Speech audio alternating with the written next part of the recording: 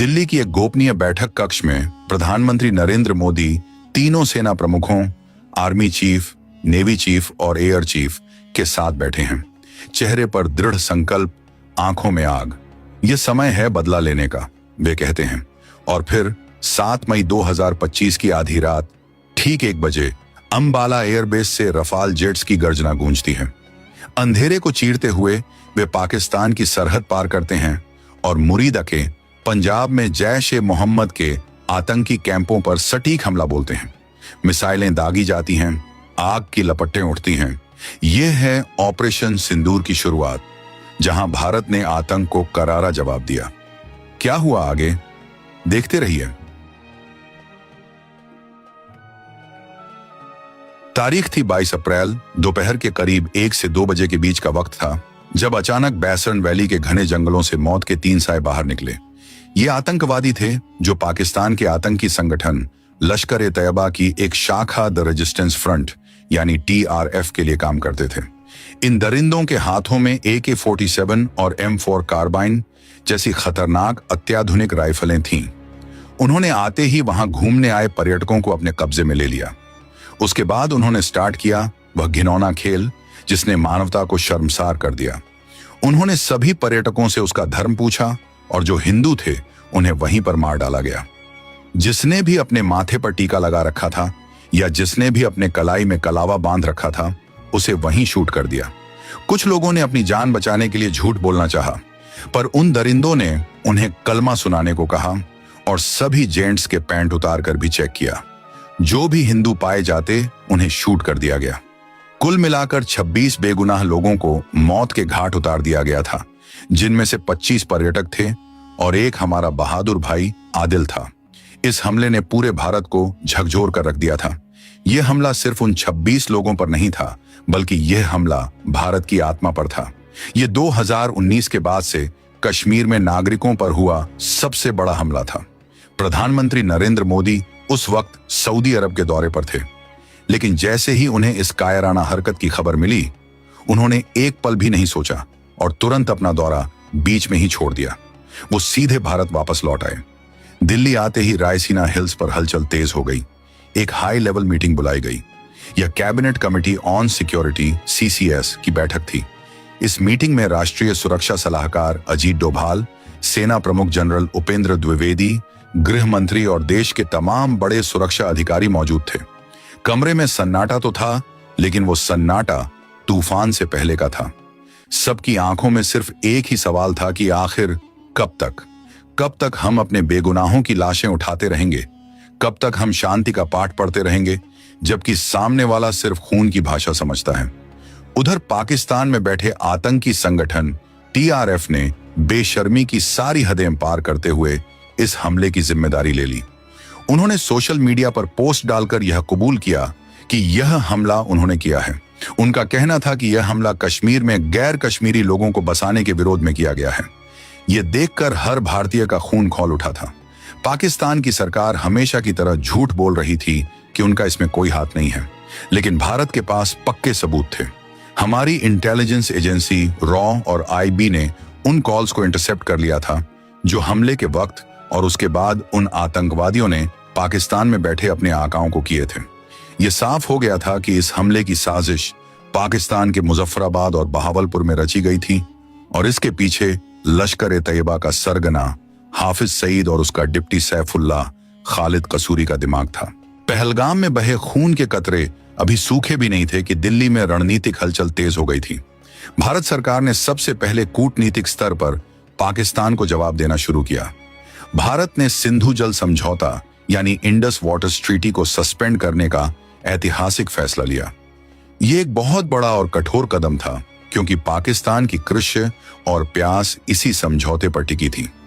भारत ने साफ संदेश दे दिया कि खून और पानी एक साथ नहीं बह सकते। 1960 में हुई इस संधि को रोकना पाकिस्तान की अर्थव्यवस्था की रीढ़ पर वार करने जैसा था।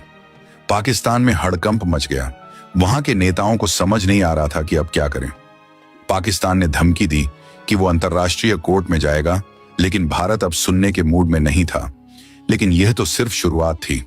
असली खेल तो अभी बाकी था। भारतीय सेना को खुली छूट दे दी गई थी। सेना प्रमुख जनरल उपेंद्र द्विवेदी ने अपने कमांडरों के साथ मिलकर एक ऐसा प्लान बनाया जो न सिर्फ पाकिस्तान को दर्द देगा बल्कि उसकी रूह कंपा देगा। इस प्लान का नाम रखा गया ऑपरेशन सिंदूर। आप सोच रहे होंगे कि इस ऑपरेशन का नाम ऑपरेशन सिंदूर ही क्यों रखा गया। इसके पीछे एक बहुत ही भावुक और दिल को छू लेने वाली वजह थी। पहलगाम हमले में जिन महिलाओं ने अपने पतियों को खोया था, जैसे शुभम द्विवेदी की पत्नी या लेफ्टिनेंट विनय नरवाल की पत्नी, उनका सुहाग उजड़ गया था, उनका सिंदूर मिट गया था। यह ऑपरेशन उन्हीं सुहागों का बदला लेने के लिए था। यह ऑपरेशन उन आंसुओं का हिसाब मांगने के लिए था जो उन विधवाओं की आंखों से बहे थे। प्रधानमंत्री मोदी जब गुजरात के कच्छ दौरे पर गए थे तो वहां की महिलाओं ने उन्हें सिंदूर का पौधा भेंट किया था और यहीं से इस नाम की प्रेरणा मिली। इस नाम में ही इतनी आग थी कि हर सैनिक के दिल में ज्वाला धधक रही थी। सेना ने अपनी तैयारी शुरू कर दी। ऑपरेशन सिंदूर को अंजाम देने के लिए बहुत ही गोपनीय तरीके से काम किया गया। दक्षिण भारत के तंजावुर एयरबेस पर तैनात 222 स्क्वाड्रन, जिसे टाइगर शार्क्स के नाम से जाना जाता है, उसे एक्टिवेट किया गया। यह squadron Sukhoi 30 MKI fighter jets उड़ाता था, लेकिन ये आम सुखोई नहीं थे। इन्हें खास तौर पर ब्रह्मोस मिसाइल ले जाने के लिए मॉडिफाई किया गया था। ब्रह्मोस दुनिया की सबसे खतरनाक सुपरसोनिक क्रूज मिसाइल है, जिसकी रफ्तार आवाज से 3 गुना ज्यादा है और जिससे बचना किसी भी एयर डिफेंस सिस्टम के लिए लगभग नामुमकिन है। पाकिस्तान को लगा था कि अगर हमला होगा तो उत्तर भारत के एयरबेस से होगा, जैसे अंबाला या हलवारा से। उनकी नजरें वहीं टिकी थीं, लेकिन भारत ने अपनी चाल बदल दी थी। इस बार हमला वहां से होना था जहां से दुश्मन सोच भी नहीं सकता था, और वो भी उन हथियारों से जिनकी काट दुश्मन के पास थी ही नहीं। मई का महीना शुरू हो चुका था। सरहद पर तनाव इतना ज्यादा था कि एक चिंगारी भी युद्ध भड़का सकती थी। पाकिस्तान ने अपनी फौज को बॉर्डर पर लगा दिया था। उनके रडार 24 घंटे आसमान को घूर रहे थे, लेकिन भारतीय सेना की खामोशी उन्हें और भी ज्यादा डरा रही थी। कहते हैं ना कि शेर जब शिकार करने वाला होता है तो वो एकदम शांत हो जाता है। ठीक वैसा ही हाल भारतीय सेना का था। 7 मई की तारीख नजदीक आ रही थी। खुफिया जानकारी के मुताबिक पाकिस्तान के बहावलपुर और मुरीदके में आतंकी ट्रेनिंग कैंप्स में हलचल बढ़ गई थी। उन्हें लग रहा था कि अब इतना वक्त बीत गया है तो शायद भारत हमला नहीं करेगा। यही उनकी सबसे बड़ी भूल थी। 7 मई की रात का अंधेरा गहरा होता जा रहा था। घड़ी की सुइयां धीरे धीरे आगे बढ़ रही थी। भारत के अलग अलग एयरबेसों पर एक अजीब सी हलचल थी, लेकिन सब कुछ बहुत ही शांत और अनुशासित था। पायलट अपने जी सूट्स पहनकर तैयार थे। तकनीशियन आखिरी बार जेट्स की जांच कर रहे थे। तंजावुर से सुखोई 30 MKI ने उड़ान भरी। इसके साथ ही ग्वालियर और अंबाला से मिराज 2000 और राफेल जैसे घातक विमान भी आसमान में गरजने के लिए तैयार थे। यह कोई आम रात नहीं थी, यह न्याय की रात थी। ऑपरेशन सिंदूर का मकसद साफ था, आतंकवाद के उन 9 ठिकानों को नेस्तनाबूद करना जहां से भारत के खिलाफ जहर घोला जाता था। रात के ठीक 1:45 हो रहे थे जब भारतीय वायुसेना के विमानों ने अपनी पोजीशन ली।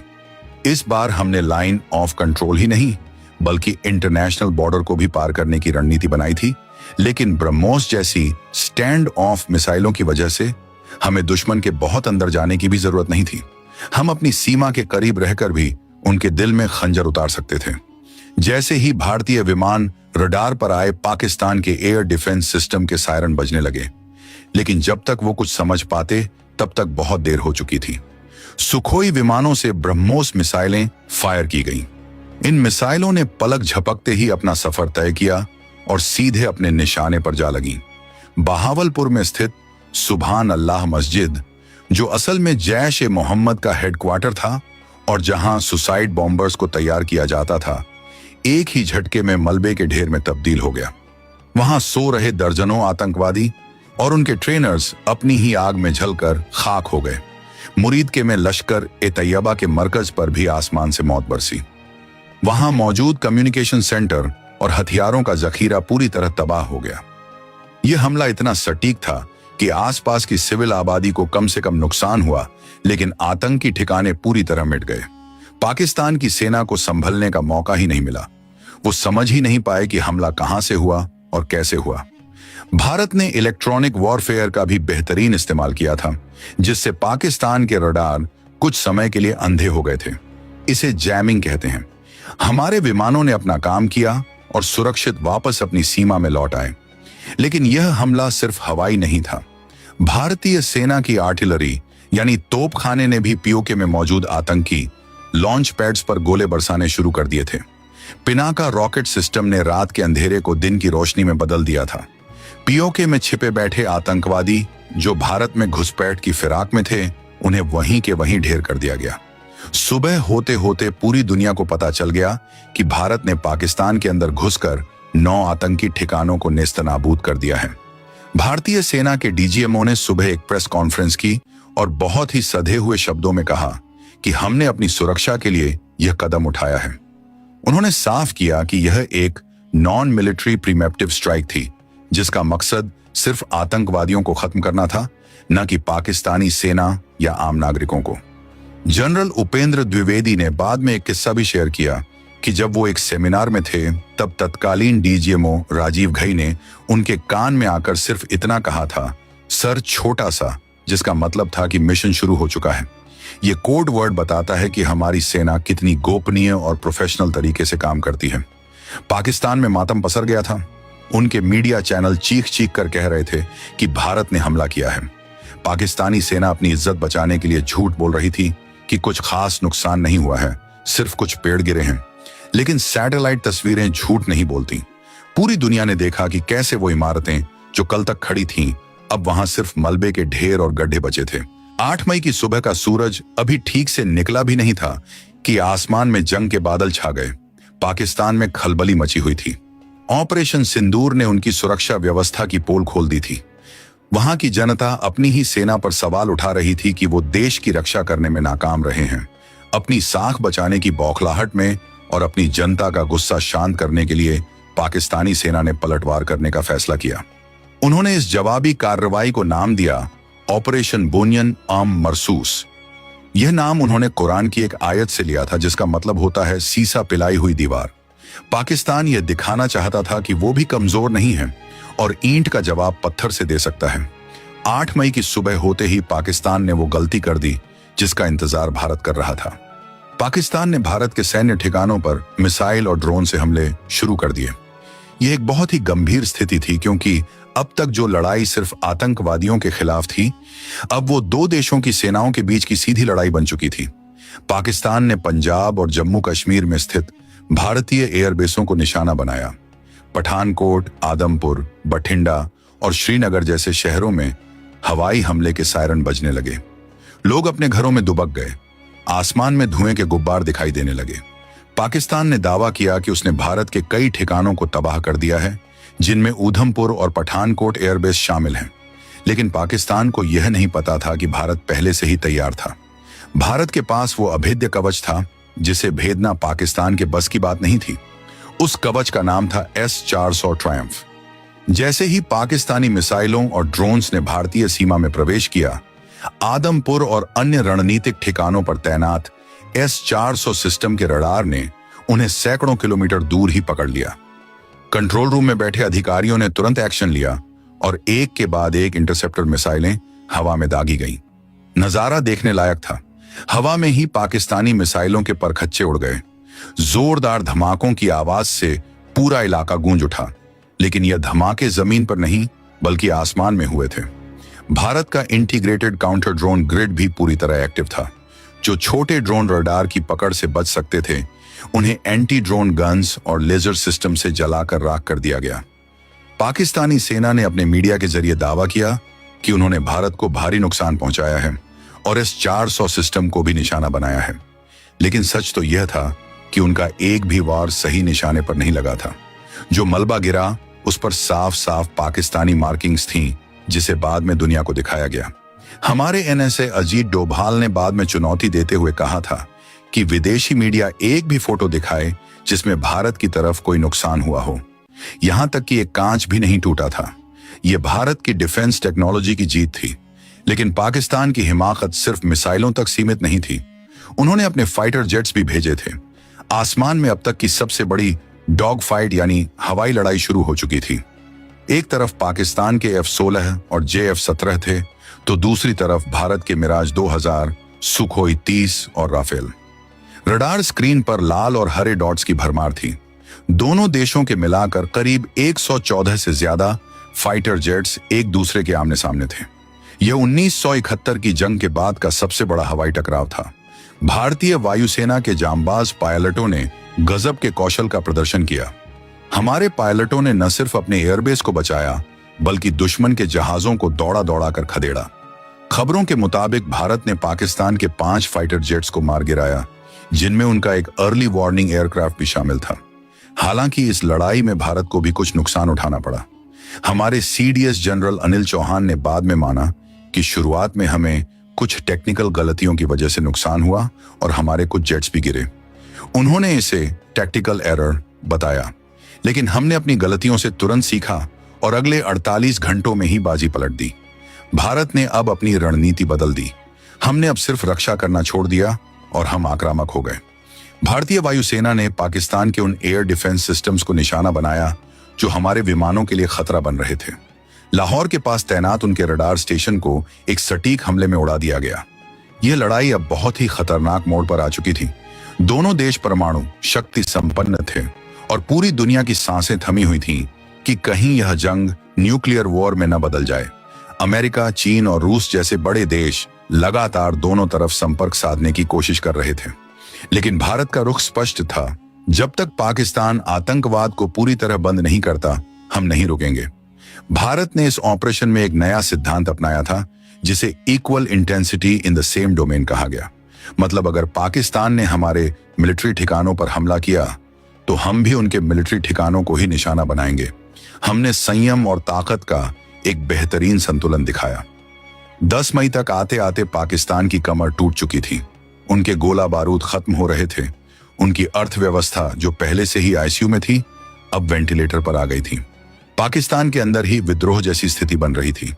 आखिरकार पाकिस्तान के सेना प्रमुख को समझ आ गया कि वो यह लड़ाई नहीं जीत सकते। 10 मई 2025 की शाम को एक ऐतिहासिक घटना घटी। पाकिस्तान के डीजीएमओ ने भारतीय डीजीएमओ से हॉटलाइन पर संपर्क किया। उनकी आवाज में वो अकड़ नहीं थी जो कुछ दिन पहले थी। उन्होंने सीज फायर यानी युद्ध विराम की अपील की। भारत ने अपनी शर्तों पर इसे स्वीकार किया, क्योंकि हमारा मकसद युद्ध करना नहीं, बल्कि आतंकवाद को खत्म करना था। शाम के 5 बजे से बंदूकें खामोश हो गईं। ऑपरेशन सिंदूर अपने मकसद में कामयाब हो चुका था। हमने पाकिस्तान के आतंकी ठिकानों को तबाह कर दिया था और उनकी वायुसेना को करारी शिकस्त दी थी। लेकिन रुकिए, अगर आपको लगता है कि कहानी यहां खत्म हो गई, तो आप गलत हैं। ऑपरेशन सिंदूर ने पाकिस्तान को सबक सिखाया था, लेकिन पहलगाम हमले के असली गुनहगार वो 3 आतंकवादी सुलेमान शाह, हमजा अफगानी और जिब्रान अभी भी जिंदा थे। वो कश्मीर के घने जंगलों में कहीं छुपे हुए थे। उन्हें लग रहा था कि ऑपरेशन सिंदूर के बाद मामला ठंडा पड़ गया है और अब वो बच निकले हैं। उन्हें नहीं पता था कि भारत सरकार और सेना ने उनके लिए एक अलग ही प्लान बना रखा था।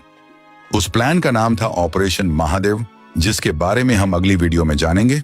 और हाँ, अगर आपको जानना हो कि उस दिन पहलगाम में क्या क्या हुआ था, तो आप ऊपर आई बटन को क्लिक करके देख सकते हैं। तो दोस्तों, कैसी लगी आपको ये रोंगटे खड़े कर देने वाली कहानी? अगर इस वीडियो ने आपके अंदर के भारतीय को जगाया है, तो इसे लाइक जरूर करें और अपने दोस्तों और परिवार के साथ शेयर करें, ताकि हर भारतीय को ऑपरेशन सिंदूर और हमारे जांबाजों की वीरता के बारे में पता चले। कमेंट में जय हिंद या भारत माता की जय लिखना ना भूलें।